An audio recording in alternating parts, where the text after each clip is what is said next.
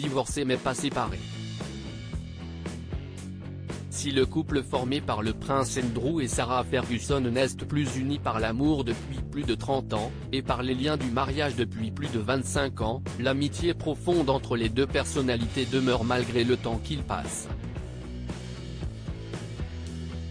Toujours installés ensemble au Royal Lodge, mais dans des chambres séparées, Sarah Ferguson et le duc d'York continuent de partager une grande complicité, vue également durant la cérémonie de couronnement de Charles III.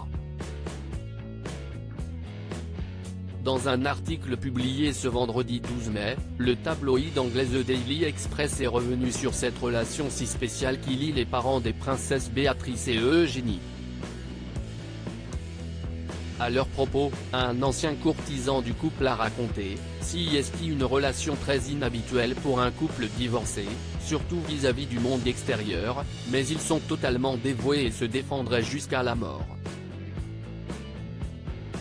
Malgré les accusations à l'encontre du duc d'York dans l'affaire Epstein, Sarah Ferguson tient à soutenir son ex-mari dans les épreuves et assure qu'il est victime d'une perception erronée.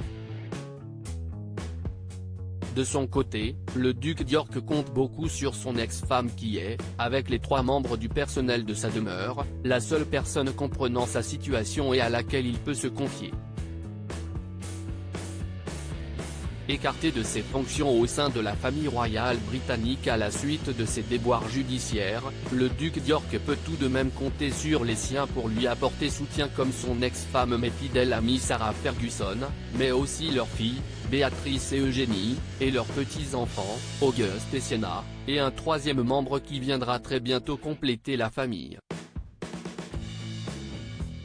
Sarah Ferguson, son évolution physique en 40 clichés Prince Andrew et Prince Harry, si semblable, si différent en de nombreux points, la situation du duc d'York est semblable à celle du duc de Sussex. Pourtant, entre les deux hommes, une inimitié persiste plutôt qu'un rapprochement.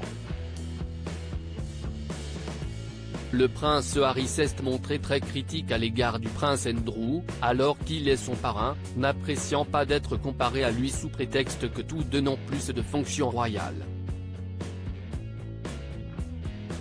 Il faut dire que le prince Harry a choisi cette situation, tandis que le prince Andrew lui, l'a subie. Néanmoins, le prince Andrew pourrait s'inspirer de son neveu prochainement, envisageant de rédiger à son tour un ouvrage sur sa vie qui lui permettrait de se réhabiliter. Une idée osée qui ferait frissonner d'avance Buckingham Palace. Crédit photo, agence.